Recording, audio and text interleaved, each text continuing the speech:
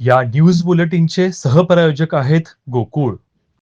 गणेशोत्सवाच्या पार्श्वभूमीवर गणेश मूर्तीच्या स्वरूपात मोठ्या प्रमाणात बदल घडून आले आहेत. पारंपरिकता जपत आता अत्याधुनिक तंत्रज्ञान, विविध साहित्यांचा वापर मूर्ती निर्मितीत होत आहे.